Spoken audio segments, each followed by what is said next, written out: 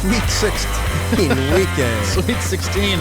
It's a Saturday. We're recording this early, but for you, it's April 1st. Wow. It's already 8 days a week, baby. Yeah, we blew through Q1. We're here. Welcome aboard. This is the Crushing Iron Podcast, and we are episode 465. Oh, wait, right? no, yeah. 465, right?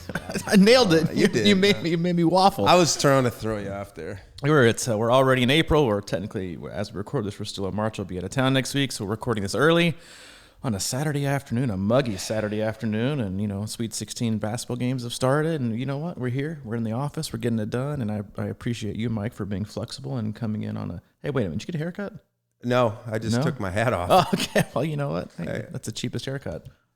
Yeah, it is. I like how my hair looks after hat hair sometimes. hat when hair. It's short, it kind of does. It does a little something special. You don't need gel. Right. It's if just you have a solid what's that guy haircut got and you going take a on? hat off, it's like it just naturally kind of falls into place. Yeah. Mm-hmm. Kind of like the topics for today will hopefully naturally fall into place. If it's your first time tuning in, we appreciate it. Again, this is the Crushing Iron Podcast for episode 465. We come to you twice a week. Traditionally on Mondays and Thursdays, but always twice a week. We cover all things triathlon and a whole lot of life. We will cover swim, bike, run specific topics and training, like we did the last two with our hitting some of our Q&A questions that came from our closed group, which is on Facebook. If you want to be a part of that, search it's Crushing Iron Group. Answer one simple question, we'll let you in. We also do race recaps, race previews. Have on guests whenever we feel like it, which is, I think, not very frequently. But we do oftentimes, or not often, but sometimes have those on. But for the most part, Mike and I, as best friends, coaches, athletes ourselves, just try to sit back, have an open, honest discussion about what we're going through, what our athletes are going through. Like I mentioned before, sometimes we'll pop into our closed group, take questions from there, and kind of take the vibe of the community and let that drive the conversation for the day. But that's it. We have no sponsors. We have no ads. We're not going to try and shove an avocado mattress or some special sweet vegan bar down your throat. We're just hope you take something positive from our conversation today. Make it your own. We're not experts.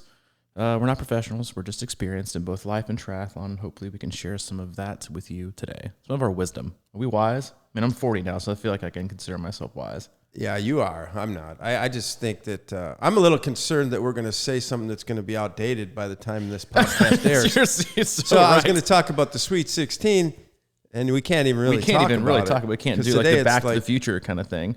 Today is day one of the Sweet 16, and it's a Saturday. What are they doing? What day is it usually on? Thursday. Like the whole That's tournament what it is, normally right? starts on a Thursday. And that's why everybody loves Friday, it, right? right? Now this is on a Saturday. And it was some all the teams last have Monday, stayed right? in Indy the whole time. And they played games on Monday, right? Yeah. That's what it was. See, I forgot because I didn't have it last year. Like 2 years removed, and I was like, I thought there was a lot more basketball because it was like a huge event, and I was like, wait a minute, aren't there supposed to be games? Like I'm used to like games last night. And I was like, where are the games? And it didn't start today till like 2. Are they doing them all today and tomorrow? Oh, I guess not today. We're recording this on Saturday, whatever. Today, tomorrow, Monday, Tuesday. I mean, I can get behind that, but if you have a flexible schedule, I mean, what's the matter? I just don't understand why. I mean, like, as the old guy in the room, it's worked for 100 years to go on Thursdays, but now it's like they're all staying in Indianapolis. Variety is for the week, right? Variety is for the we week. always and say the NCAA is getting weak. I can tell. I got to tell you, man, it's lost me a little bit. I just saw you checking the score. Yeah, because my buddy said this game's a joke, and I had to see what he was talking about. What game is it? The Loyola game. I don't know what he meant. He's an Illinois fan, so he's still salty. Boy, here we get salty. But those people are always salty. I mean, think about it. What are they doing? Hey, they're playing basketball. I mean, there's why does it bother you so much? Because it doesn't have the energy. And you're right, it doesn't have the energy. That's why I'm hoping that the races coming up are going to have that race energy. They had a race, today, that they were recording this, Ironman New Zealand, and I think the half also went off yesterday. I'm gonna make a bold claim. I'm gonna make a bold claim. 90% of the rest of the races this year are gonna go on. Okay. At least 90. 90. All right. If you could take politics out of it, then I would say they would all go on. Because I anticipate Texas 70.3, and people say, don't jinx it. Texas 70.3 is going to be the first of a string of uncanceled big Ironman events to rip off the rest of the year. You think I'm wrong? No, I mean, you shouldn't be wrong. No, I think it's gonna. I'm hoping that there's I think it's some gonna rattle common off. sense coming into the world. Texas 70.3 is gonna start it off, and that, like, we've had a ton of athletes. Obviously, it's been interesting the last few weeks as races have kind of kicked off in both the professional field and they've had age group race coming. There's a couple of things I think it's going to be really interesting to see when we get through multiple races going on each month that are, big races that are huge events, depending on how many people there. I think you're going to see really, really deep fields. And I also think you're going to see not just deep fields, but you're going to see like a wide disparity in the front end of the pack and the back end of the pack in terms of how many athletes, because I think the size of the fields are going to be a little bit shrunk. And so you're going to have, it's just an interesting dynamic, I think, because we have new athletes that participate in every single event, right? Mike Riley would always do, like before. I remember standing there at Ironman Wisconsin the year you did it, and I was there spectating. He was like, this year we have, X amount of people coming and doing this race for the, sixth time, and we have, a bunch of veterans, and we also have 563 first timers, right? That are first time they're ever doing an Ironman was at that event. And so if you think about the dynamic of how the last year has unfolded, when you've had so many athletes sign up as a rookie, right, to participate in their very, very first event. And then obviously last year happened and almost none of the races went off. So they've been training for what is, I think, a complex sport for 6, 12, 18 months to finally get to their, because if you think about it, for the athletes, you and I, if we go back and rewind and remember, the buildup that was our very, very first Ironman, it seemed like forever, and it was only 6 to 8 months. So you think about athletes who have signed up for their very, very first event, who are probably kind of still learning the way, and then they're going to go into the event. And you're also going to see athletes who've been doing this for a long time, like you and I have been doing this for a long time, and you're going to have athletes at the front of the field that have been basically training for 12, 16, 18 months nonstop and getting really, really, really deep fitness.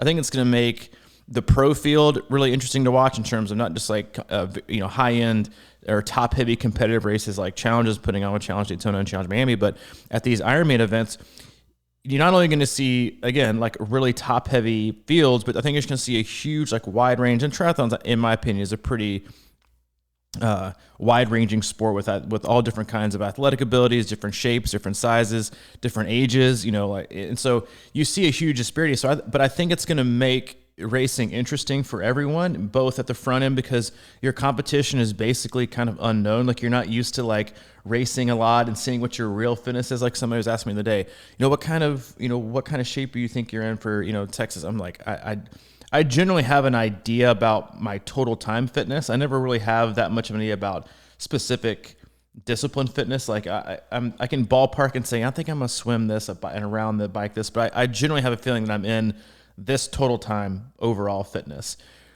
But to not have raced like myself, and obviously it's been longer than most, but for not to have raced for 2.5 years, it's kind of one of those feelings I don't really know what, because we've become, I think, so detached from what that race day feeling is like, the energy, the competition of, because no matter what, if you show up on race day, you're always going to, you're going to be competing. You're going to be either competing against the event itself in the distance. You're going to be competing against your peers, people in your age group. You're going to be competing against, past PRs or your buddy in the, the tri group.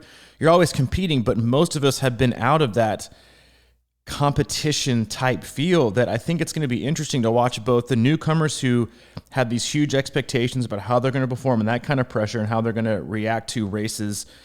It's been interesting to kind of follow some of the message boards that I've kind of peeked in on to see I've been training. I've been peeking in. I've been peeking in the message. I've been peeking in the message boards to kind of get a vibe, because I do. It's you see people that have been training for so long and now it's actually here and they're I don't know, there's so many questions. And for me as a coach, it was a great reminder. That's why we've done the last few Zooms we have, is that there's so much going on when you go to race, to learn and to kind of sift through that. I've done this for such a long time.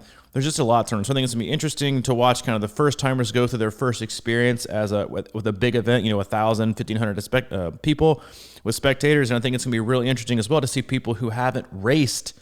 Yeah, you can do 5Ks, 10Ks, half marathons, but if your primary sport is triathlon, I think it's going to be people are going to be kind of maybe out of touch is probably because you generally have to race to feel like you kind of know what to do, because you have that competitive nature to push it and push it and push it as hard as you can.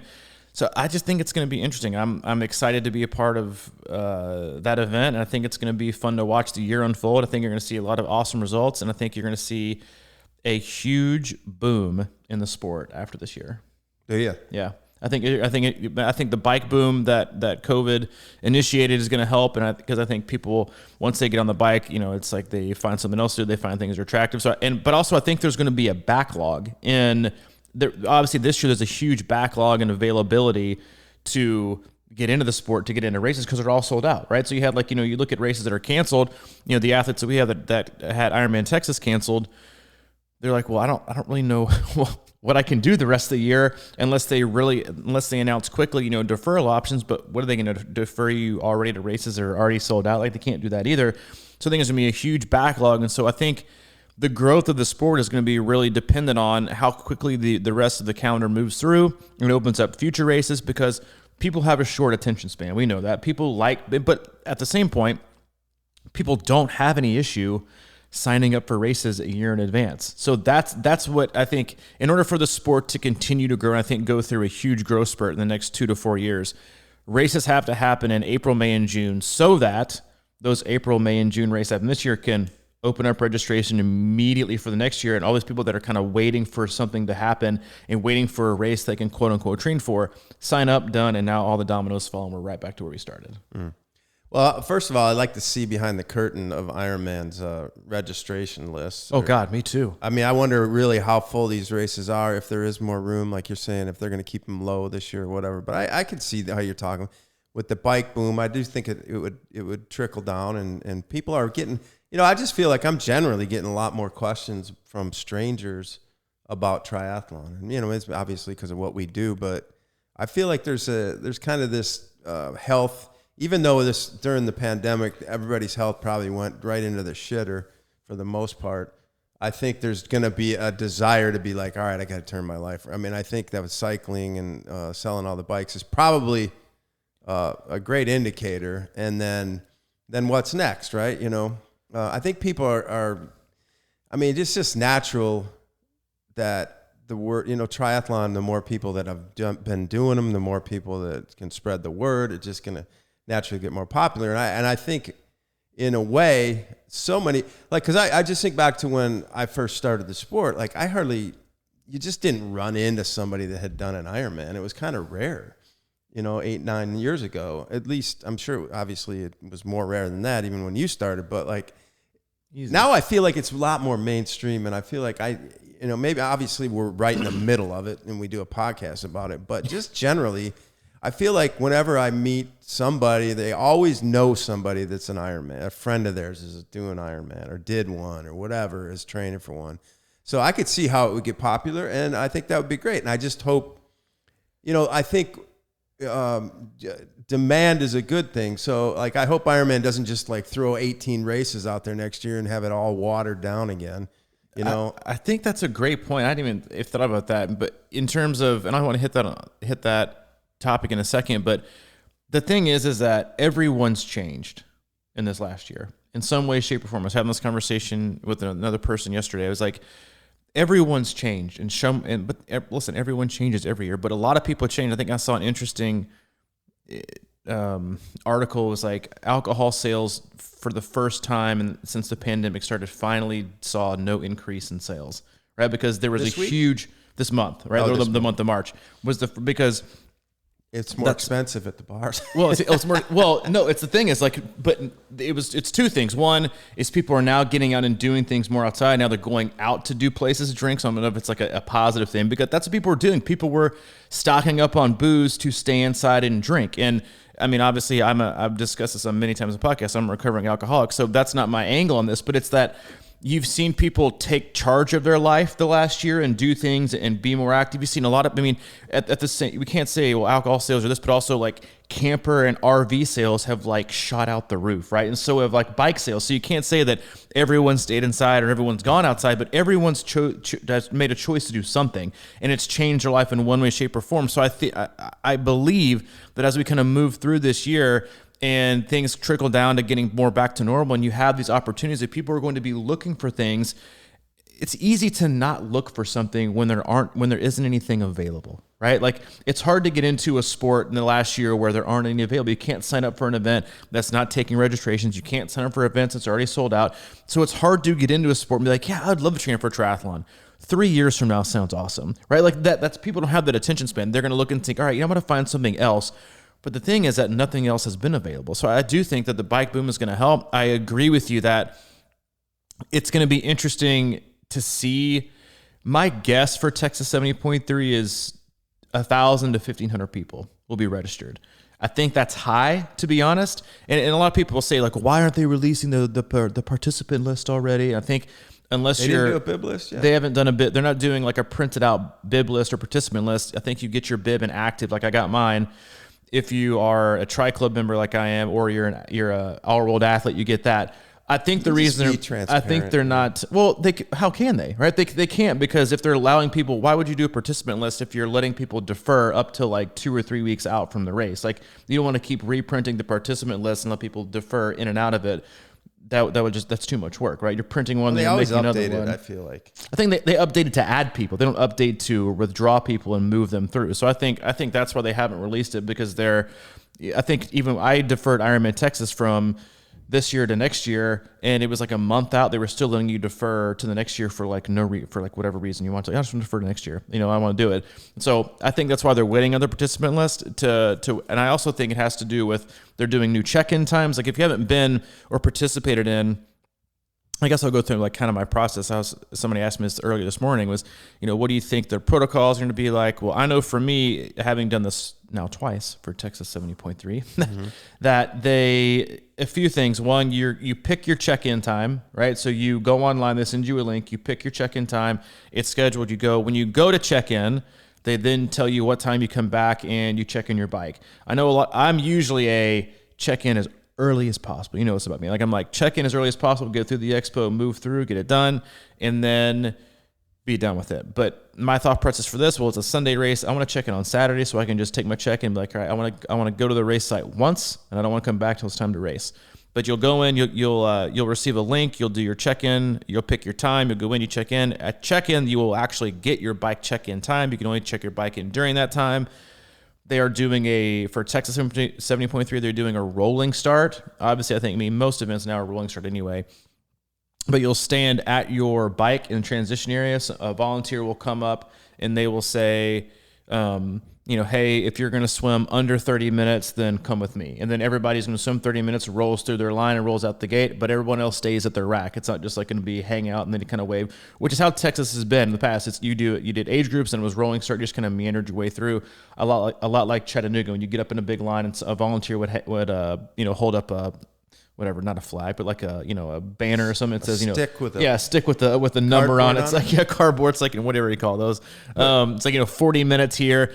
So that's how you're going to do it. And then I think, but the rest of the race is as is. Like then you just get to racing. Obviously, you move through the finishing chute, but the race itself is the race itself. It's not much at all, if anything, has changed outside of that. So I think once you kind of get used to those, you're a big expo guy. You like to hit the expos because everyone wants their selfie with Mike. So that's probably going to be an issue this year. I always liked the expos. I know. Even before you were a mainstream celebrity. Mainstream B-list podcast. Yeah, hey, you're being generous with the B-list, but C-lister. Hey, are they letting spectators watch?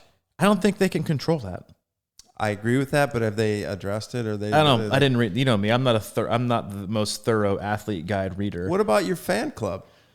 I don't have a fan club. It's like, if anyone has a fan club between the two of us, it's you. You're a lot more like the politician, the shake hands and the, you know, kissing babies and stuff like that. You're definitely much more that guy.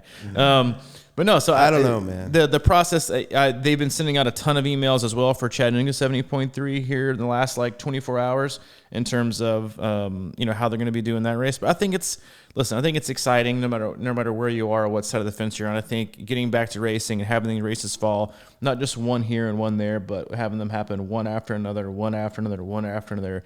I think you're going to see the increasing popularity happen. I think people are going to be excited. Races are going to roll.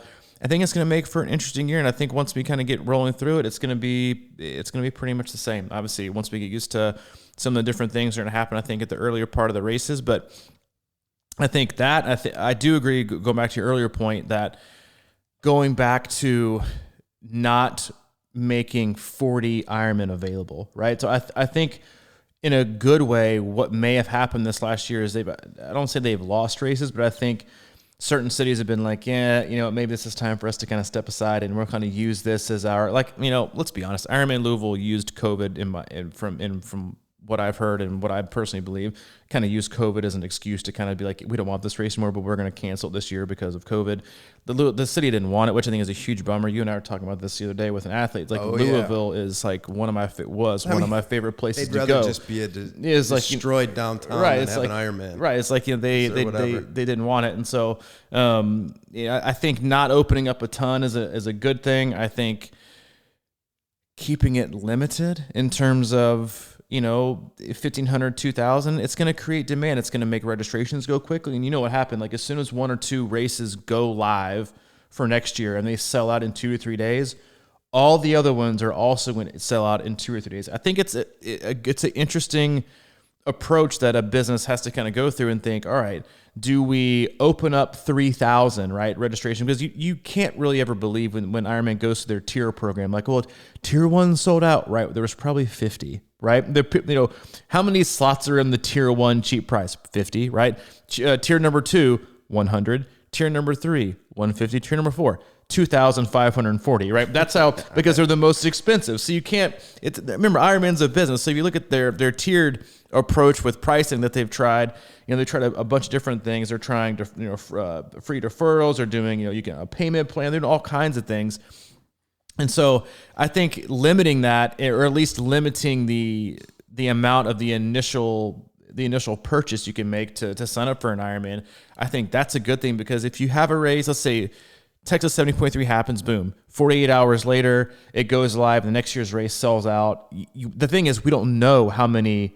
Ironman doesn't print. All right, this race is going to have 25. I think 2 years ago, Chattanooga 7.3 did. It was the largest, like second largest ever 70.3 in North America outside of the 70.3 World Championship. There was like 3,000. I was going to say, wasn't it like 3,500 or something? It was huge, right? So, and they don't advertise like, hey, we're going to accept 3,500 people, because you're like, oh, I don't need to worry about signing up. They want you to sign up ASAP, because that's the Ironman model. That's you know, race management. You want one race to sell out, so the demand for the next one goes. It's like the housing market, right? You want one to sell.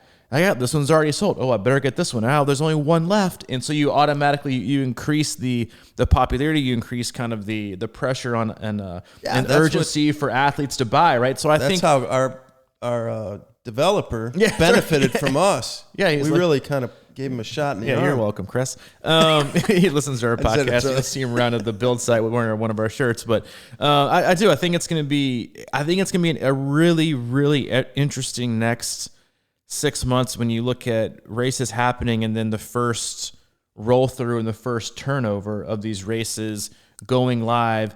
And I think it's going to be really telling. It might not happen for the first 1, 2, or 3. It's like Texas 70.3 is in April. You got Florida 70.3. You got Ironman Chattanooga. You got Eagle Man. You got all these early season races that are going to happen. Steelhead was moved back. Maybe that first wave, you're not going to see a huge resurgence in terms of like a quick sellout for the next year. Chattanooga might, because it sells out pretty quickly almost every year.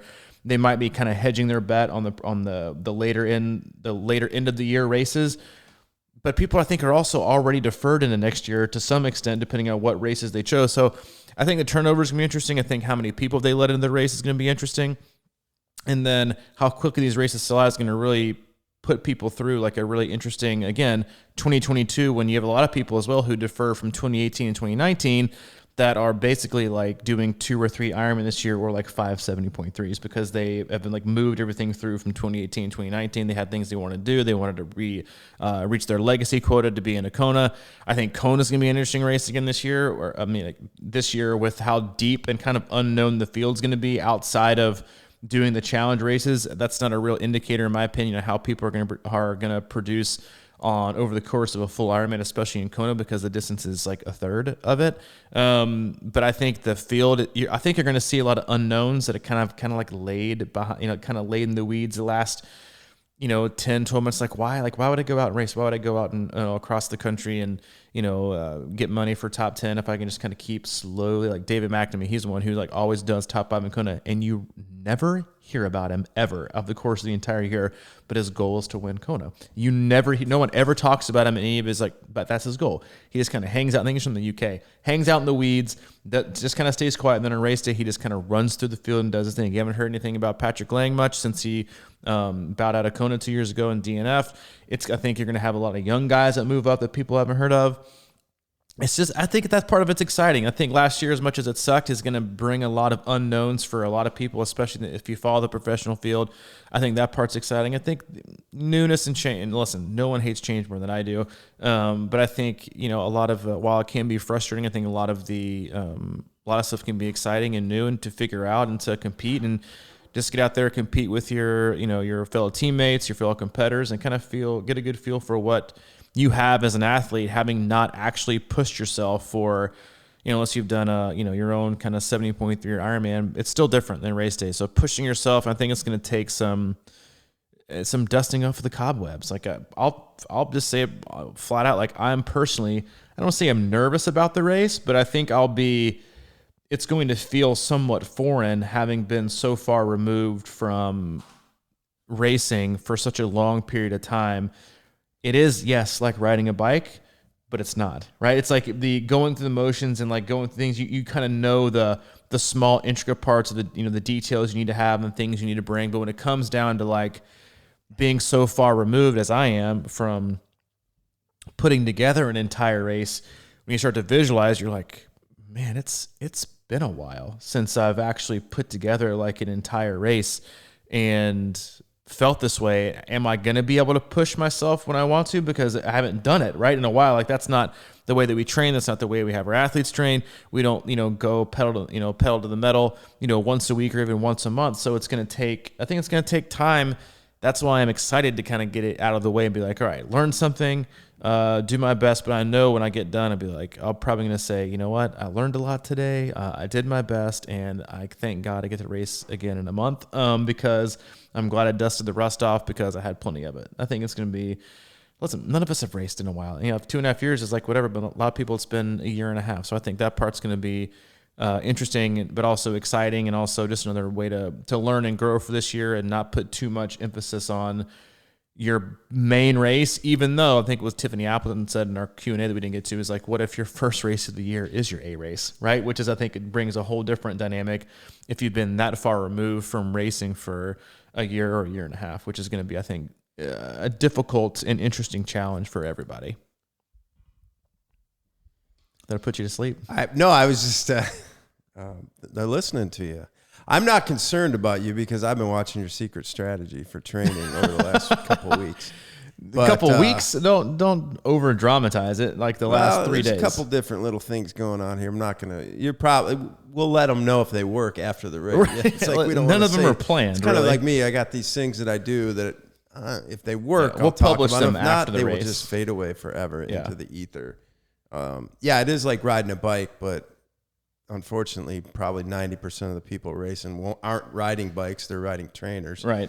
And it's going to be, I think a lot of people are going to be a little rusty on the old handling, even more so than normal. Agreed. Luckily, it's a straight course. Windy. But windy, the windy part.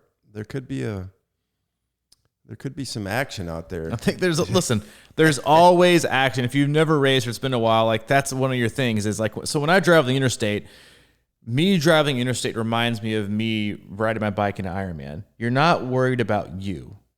You're worried about other people, right? You always have to keep your eyes peeled and be hyper vigilant. You always got to worry because while you can yell on your left, what's going to happen? They're probably going to swerve to the left. Exactly. They're going to tilt their head to the left and they're going to say, you know what? And then you're going to swerve right in the middle of the lane. Then you're going to swerve with the double yellow, and they're going to be like, look at that guy going across the yellow. And you're like, this person just took me out.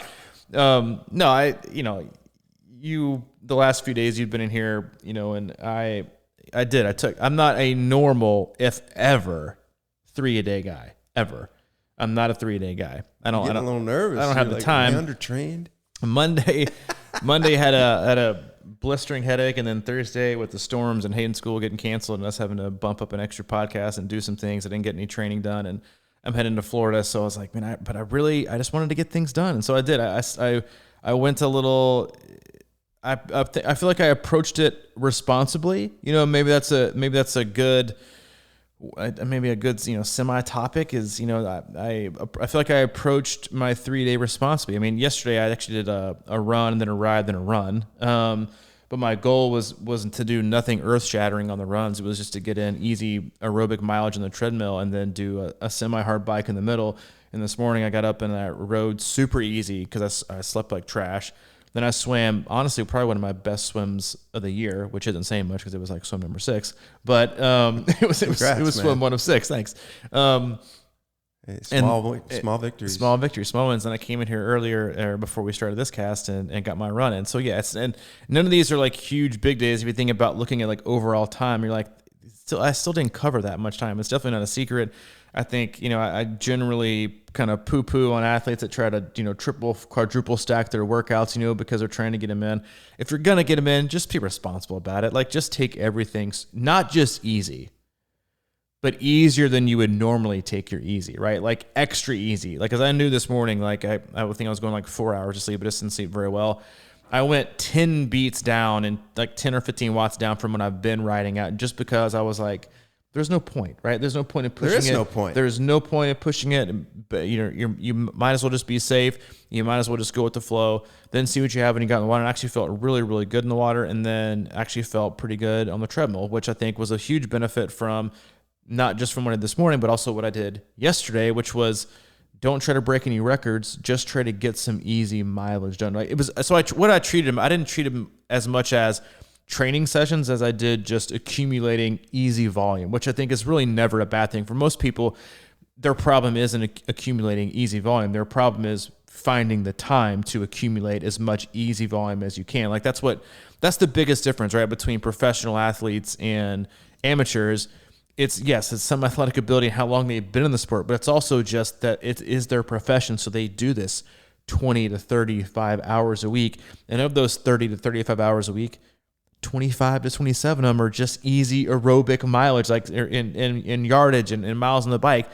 So they're no different. They just can do it more, right? So if you look at them, they're not out there crushing every single workout they do in a 3. They're just kind of accumulating easy volume because that's ultimately a huge key to success is building your aerobic engine, building up your base. So yeah, so if you're going to do something like that, or maybe pick one workout where you're going to work hard on it, right? And the other ones take super, super easy for the most part, especially if you've ever done, multiple workouts, not in a row, but just over the course of a day. I think that's also important to note. Like, I didn't do like a 2,000 yard TT swim and then a 30-mile TT in the bike and then a 10K hard run.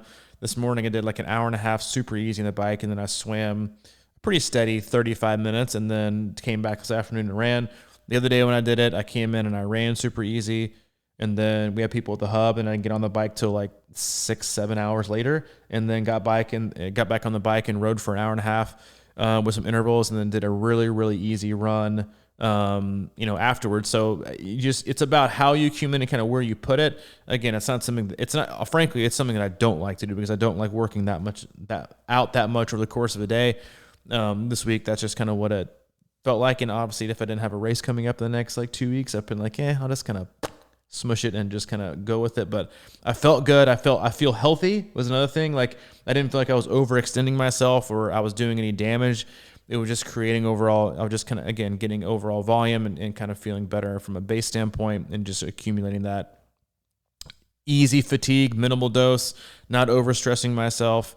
So I can go into my vacation and hopefully, soak in some of the heat and humidity and be, a little better off for Texas. Yeah, that's great. I probably shouldn't say this, but I have a balcony that kind of looks down into our parking lot. And in the morning, I did see you hang your bike on a rack and practice transitions. You did not. I mean, you had a nice towel laid out by the bike rack, and I saw you come, riding down the street, mount the bike, and then practice that over and over a couple times. You look good out there. Thank you. I appreciate that. Making shit up. Although I will say, after watching, after watching some of the pros struggle through transition, now I may have to practice it a few times. Well, we evolve our opinions and our perspectives. Now I think it is good to practice. It's after watching the professionals do challenge. Maybe I think it's 100% a good idea to practice your transitions. You know what my biggest flying dismount looks awesome, by the way. You know what thanks. I did it backwards. You know what my biggest question though for this race is? Am I going to wear socks in the run? In the last 2.5 years, I have let my feet get soft. Oh, you haven't been wearing? I've been wearing socks before that. Before my hiatus and my semi-retirement as an old man, I never wore socks, even for the marathon of an Ironman. You wear flip-flops a lot. I think you'll be all right. I never wore socks. Not even an Ironman. Yeah, not even for a full. I would never wear socks. In the last 2.5 years, my feet have gotten soft. The calluses have kind of gone away. I've done the training, but I'm going to have to put socks on in transition, which is going, I think, to crush my soul because I'm always like, I don't want to put on socks. I just put my shoes on and go. I like the room. I like the feel. I like the roominess. I don't like the tightness of the sock. I just like to have my toes wiggling and free. And to feel constricted, I'm kind of concerned about it. But I think I'm going to have to go with like some Swiftwick Zeros, which are the minimal, but they are kind of tight. And I think I'm going to have to roll with it and see what happens. But that's honestly some bread bags or my something. Biggest. So you don't blister. That's right. Let's get some bread bags. That's honestly, I think that and just surviving the swim in general is what I'm most concerned about for Texas Swim. Is my sock choice. Well, I won't be there throwing you off with your swim time. Yeah, that's another thing. While some people may be discouraging and frustrated because they're not going to have as many spectators, it's beneficial to have spectators that know your actual time when you get out of the water. So Mike spectated like 3 years ago, I guess. Yeah, it's been 3 years ago. Jesus. That we were down there, and it doesn't seem like that long, does it? It's not wise. You were not wise. Yeah, you're so much wiser. And I came out of the water. It's like, you swam. Well, you said something like, you swam 28 minutes. And I was like, I was flying. Like, that's a really good swim for me. And I think at the end of the day, I swam like a 32. And I think, did you correct yourself on the course? Yeah, I think I drove up alongside you on the bike. You did not drive up on the side of the bike. I think you caught me there. It was like, hey, it was actually a 32 or something to swim, or maybe you told me the finish line. Anyway, I didn't know. I didn't listen to what I'm saying. Yeah, I didn't. I had my bike computer on the bike, but I didn't wear my my watch. I thought you were like home free, man. This is my race. I was like, I got it, baby. This is mine. But no, it did. It made for an interesting day, and I can't believe it's been 3 years. But yeah, I'm worried about the sock situation, but I think I'm gonna have to go with some zeros just to be safe because I don't want to blister. And I just kind of hope that I end up having a good day. And you're not going to be there. You'll be tracking me at least? What day is it? You're not going to track me? It's Sunday? On Sunday. Yeah, I should be able to track you. Should be able to track me. I might be riding at the Trace that morning. Bullshit. That's a long shot. I don't believe that at all. But I will certainly be tracking you at the rest listen, stops. even if you are riding the Trace that day, when you get on the run, it doesn't start till the run, right? Yeah, like, you know this. Like, it doesn't start. swim. Nothing that pops up is going to matter. As a coach, like, I say this even though I've yet to this day, I will say I've attempted. I haven't. I've never attempted. I've always told myself, you know what? Don't even like turn the notifications on Iron Track. Don't even worry about it until the run. Just don't even tune in until 10. It never happens. I'm like wide awake with coffee. Let's scroll. I'm like, why haven't they started yet? Why haven't they started yet? Why haven't they started yet? And then I'm checking the lap. So yeah, I can't do it. I'm addicted to it.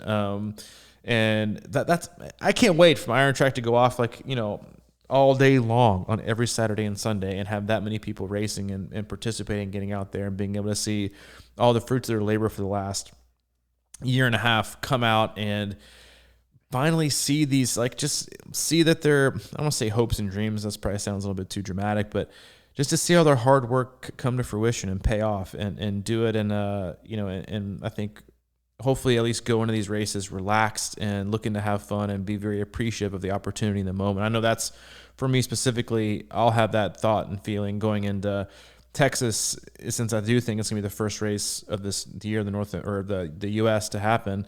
It just be very appreciative of going in and being a part of that experience with athletes that, I think, I won't lie. I think sometimes when you race a lot and you've been doing this for a really long time, like I have, I won't say that you take races for granted, but I think sometimes you forget to look around, right? And see how new and how kind of overwhelming the situation and the environment is to so many people, and their eyes are huge. They're kind of looking, like, you all know, it's like if you've raced for a long time, you go to your transition rack and you kind of like look at like the side of your eye and you can tell this person's like staring a hole through you. And you're like, do I really want to engage? Do I really want to engage? And you're always engaging. I'm always like, I'm just going to keep my head down and keep my business. But they're always looking for, hey, can I borrow your bike pump? Or, hey, I've got a question. Or, hey, I think we've, like, and I do this, and I don't think I will again, hopefully, is like how absolutely intimidating and overwhelming the thought of competing and completing an event of that magnitude and of that distance going to take that long of a period of time is to so many people. And I think having those thoughts go through our heads and those feelings and working those out and going through the frustration and the sadness and for some people, I think just literally the devastation of having to miss out and have these races canceled, they've really kind of been going for. Because when we sign up for races, and I think everybody, if you could go back and you could quiz athletes, and you were kind of joking a minute ago about how we all change our perspective and we change our opinions, right? Of how we, if you go back and look at, why did you do your first Ironman? Most people would say if you've gone through a few years and then gone through this, it's going to be a totally different reason than it was first, right? I know mine have undulated up and down like a million different ways. Like my why has changed a million times over the course of the last 13 to 15 years of competing from what the original reason I got into triathlon was to lose weight. I was 50 pounds heavier than I was right now. I was drinking every day, which I kept that up for a while. But I was totally out of shape and wanted to lose weight. That's how I got into the sport, was just generally trying to lose weight. And then I found myself being competitive at it. Then I fell back, and then I fell in love with the sport. And then it was about being super competitive. And then it was about like the last few years, like going into my heaviest drinking days before I got sober. It was about battling demons and creating a different kind of pain that I could manage. And it was about, I wouldn't say it was a healthy love of what I was doing, because it was ultimately just like I was trashing my body in a different way that I can control and hiding pain. And then ever since I've got sober, it's undulated more. Like it's changed, from, wanting to, beat times that I had from before I got, like battling those demons, and then just kind of loving it, and then kind of going through the growth of our business, and then not competing for 2.5 years and only focusing on coaching, and then kind of getting back into it and thinking, oh, well, it is important for me to focus on myself too and not give that up too. So it all changes. But I think when you see people for the very first time, I think everyone remembers their very first Ironman and how things went and how things transpired and the feelings you had and the training. I know I do for Ironman Florida. That was my very, very first one. I remember it, I think, as bad as well as I remember any of them.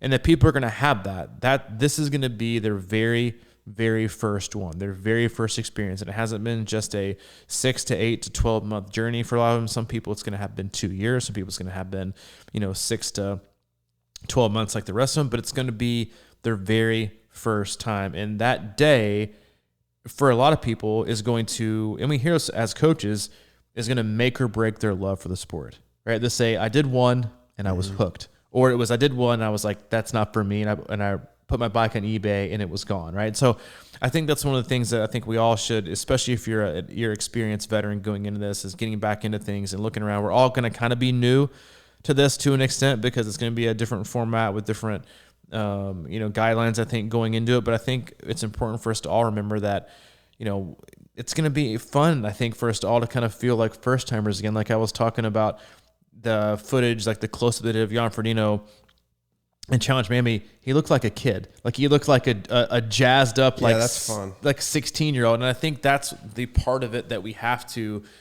hold on to in these first races, is to enjoy that for ourselves, but also to look around and you know, and be supportive of the athletes that are probably terrified, right? To have never done it before, and they're doing it under these, you know, different circumstances, to be as helpful and as you know, and as willing as we possibly can to be, you know, positive for everyone that's participating, and do the best we can to help move through the sport, because everything we do, no matter what we say, what we do, how we act, how we are on the course, how we are at the finish line, everything that we do has an impact on people on the race course. And it could be, you can choose to impact somebody in a negative way, you know, by bringing them down or not being, you know, kind and not being helpful, and they'll never want to race again, and therefore you're hurting growing the sport. Or you can lend a hand, you can give a high five, you can, you know, shout out some encouraging words. Like, you should always, you know, I always talk on the bike course, which I know seems shocking because I really don't talk that much at all in training. When you go by somebody, or somebody goes like, hey, good job, or hey, way to go, or hey, keep it up. It's not talking, really. That's not really talking. Okay, that's fine. I can roll with that. I'm fine. I'm fine not being. I thought you were like, hey, brother. No, hey, bro, no pedal next. Where are you from? Yeah, no, it's definitely not me. But I always give like, hey, nice ride, or like, you know, hey, keep it up, or, you know, if you're passing somebody, say, hey, keep up the good work. Like, those little things. Like, don't ever be so serious and so self-centered in your own world that you don't have it in you to say something positive to somebody next to you, whether you're getting passed or you're the one doing the passing. You say that when they pass you?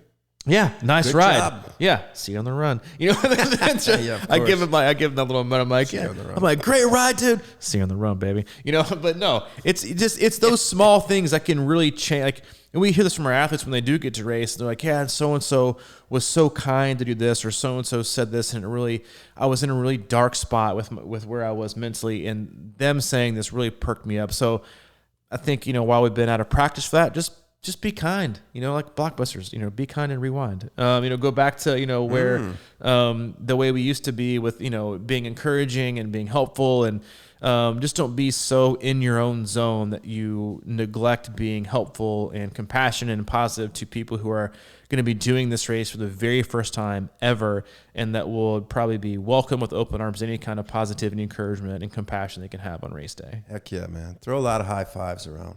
Yeah, seriously. Like, I mean, give people. I'm not gonna say, you know, slap them on the keister, but, you know, because if you don't know them, that's inappropriate. But just be happy to see. I'm gonna be most excited about it, is seeing other athletes. We have a lot of athletes racing Texas 70.3, and obviously we have a slew of them doing Chattanooga. Is just to see people out there, not just to see them racing, but to see because that's the thing. Like, and you know this because you've done so many really amazing post or Ironman footage, like videos and tribute videos, that what you can, the emotion you can see in people's faces from the moment they walk into transition, from the time they finish, you could read it and you could find 10 different emotions in one person in a span of like a quarter of a mile, and you can see all of their hard work. It's like, that's why I love the sport so much, and endurance sports in general, because it's a way, I think, for all of us to work through our thoughts and our feelings and our emotions. And on race day, you finally get to like fully explore and let it rip. And that's why you see so many different, you know, you see sadness, you see pain, you see happiness, you see, you know, people crying, you see them yelling, you see them, you know, everything in between. It's a celebration of all the thoughts and feelings and things you've worked through over the course of the last 6, 8, 12 months, 16 months. That's what you get to do on race day. And that's what I'm most excited to see and be a part of, is to watch people, again, like we talked about, you know, in the beginning of the podcast, how people have changed and what people have gone through in the last year. And that's why people got in triathlon to begin with. You know, a lot of people, it's to change their life, or because they're going through something really, really difficult. And race day is that celebration. Race day is that graduation, is to get there and celebrate that. And a lot of people have been kind of having their graduation and their celebration postponed. They're like, but I'm ready to let it all. I'm ready to do it. I'm ready to show the world. I'm ready to show myself. I'm ready to show my friends, my family, my coworkers, whatever, you know, in a good way or a bad way. It's like, I did it. I made it. I've been doing this, and it's not for nothing.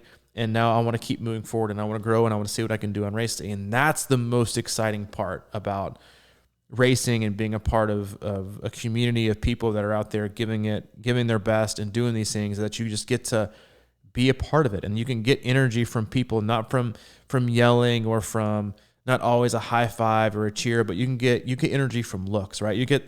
I think we've all been in those races where you kind of you run by somebody and they kind of give you the nod, right? They give you that, like, that you're doing solid, like, keep it up. And that is like, for the most part, like, that's all we really need, right? It's just like that little nod, that little non-physical, like, high five that's like, hey, keep it up. Like, I see you. That's what it is. I think it's like, I see what you're doing, and you keep it up. And, you give it to people when you're out on a training run. You see somebody who's struggling out like, one of their very first runs, like they're doing a very slow run. You can tell you kind of give them that look, like, keep it up. Like, give them the head nod, and you always do the head down, though, never the head up. Always head down. Head down. Head down. It's never. It's a confident move. But that's it. That's the part. You don't ever do the head up. It doesn't even. Big no. The head up is like the old school, like what's up, man? Like, you looking at me? What's up? And you don't want that. You're always like, head down. Like, head down. So you're not bowing down. You're just bowing like, now. It's a symbolic move. Maybe, it's I'm being vulnerable, right? It's like, I'm here. I see you. Yeah. You don't ever do the head up, ever. You're not a head up kind of guy. You're like what's up, man? That's always the head up. What's up? It depends where I'm at. You're like, if you're trying to establish a boundary, or if you're at the bar and you see me, you're like, what's up?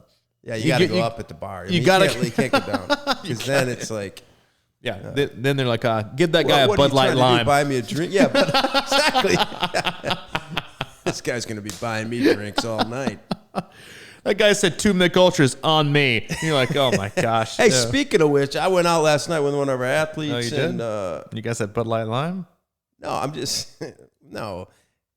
Did you order a White Claw? There was some weird drinks on that table, but his wife was there. And White Claw for sure. No White Claws were had by any. But I'm telling you, it was hopping. The whole south side of Chattanooga. I'm just throwing out this optimistic piece for those racing Chattanooga 70.3. And you did that last week, but I saw it again firsthand last night. I've been here since last August, and I have never seen anything close to what I saw this weekend. I mean, I was in a traffic jam in my own neighborhood. No, I don't know how you feel about traffic jams. Yeah, I was not happy about that. I drove to the restaurant, actually parked halfway between my house and the restaurant. Isn't it like a 1.2 miles from here? It's not even that. It's not? It's like 8 blocks. I parked 4 blocks from the restaurant. And it was a beautiful night. You could have walked and like strutted down the street in your C26 app, and everyone would have rolled. Hey, Mike, it's Mike Tupelo. They rolled the window like, hey, he's Godfather Mike. And they'd rolled the window down and waved. And at the very least, I should have mountain biked down there. But I drove down for some dumb reason. I was a little behind. I said, You're give me running late, huh? Yeah, I said, well, I mean, they acted quickly. I said, you're going out to dinner? And they said, yeah, we're already put in for a table. I was like, oh. Better get there quick. 35 minutes, and I didn't see the message till like 15 minutes later. So I was like, showered, I better drive. And then I spent like a half hour parking. I should have just came back home and parked. And then guess what I forgot? I walked halfway to the restaurant. Get your mask. I forgot my mask. Good for you. I was gonna say your wallet. I was like, that's a typical move though. You forget your wallet. I walk in, somebody picked up your White Claw. You got a cherry with it. I think they would be okay with it. Actually, I think we're getting to the point where it's like state of confusion. Phase it out. State of confusion is listen. If you come to they're Chattanooga, solid with it. I don't want to like throw them under the bus. But state of confusion is our favorite restaurant. Oh, it is mine. I mean, it's the only place I go in Chattanooga. I was gonna say that's true. Mike's thing used to be not to go across the river in Nashville. Now he doesn't go past freaking Market Street. He's like, I'm like, you want to come over, to our side? He's like, whoa, that's 3 miles away. I'm not going to the North Shore. I already give enough money to your neighborhood grocery store. Dude, it's like sneaky. It's worse than Target. I think it is worse. Publix is worse than Target, and I would have to argue that's one of the busiest Publix in America. It's solid pack. It is solid pack, but maybe we'll get a State of Confusion and their sister restaurant Stir, which is another solid restaurant in Chattanooga. Maybe we'll hit them up for advertising dollars one day. But they are our go-to. If you come in town, you come to the hub, and we go out to dinner, then we hit that up pretty much every single time. That is our place. We're not much for variety, as you know, so we stick it up, man. You recommend the burger. I know. I recommend the ribeye. I also know the Bison burger. I also know that their potatoes are amazing. My God, like they have like these little cubed like hash potatoes. They're insane. Really? They're so they're good. Not as good as the potatoes at that other place. Oh, Tupelo Honey? Yeah. That's our secondary. When I can get Mike to travel 2.5 miles down the road, we go to Tupelo Honey because they do have the... Sneaky. They're not... Well, they're different, awesome. okay? So state of confusion... We're way off the rails. It's all right. We're closing. I mean, state of confusion... We're working on a Saturday. We should be able to do whatever we want. State of confusion... They're like cued potatoes with like seasoning with like peppers. Yeah, I'm not a big fan of those. What to? Because you're not a pepper and onion guy. I know. Mike, try. If you're just gonna don't deal like with the them, texture. I'll take the buffalo burger. No onions. Bison. No. He looks him in the eye. And he's pickles. like, no onions. Although you have had onions recently, and you may be coming across the board. I forgot when that was. And Yeah, I don't it was think a couple I weeks ago. will acknowledge. But the issue, not the issue, but the difference in Tupelo Honey is they are potato cracklins. They are they are the greatest. Best in town. They're the best thing I've ever had. Potato cracklins. It's also Hayden's favorite place to go, so I go there a lot. And we hope today was one of your top 600 podcasts we've ever done before. It's a Saturday. Give us a break. We're 55 minutes in. I'm heading out. I'm heading on vacation. We appreciate you tuning in and giving us your time as always. I'll be back in 10 days. 10 days. For a quick turnaround before I head to the great state of Texas, one of my favorite places to go. If you haven't been to our website, check it out, c26triathlon.com. It's our one-stop shop for all things coaching, camps, and community. We also have our ongoing club membership. You can click on the coaching tab, scroll down 3, check out that. We also have added some new coaches. Go in there. More options of Phil Jones, Nicole Winger to go with Jessica Jacobs, Mike, and myself. So click on there if you have any questions, comments, or concerns for Mike. He is at crushingiron@gmail.com. If you have any of the same for me, I'm at c26coach@gmail.com. All right, buddy. Well, enjoy your transition practice. Thanks, dude. See you in about a week and a half. All right.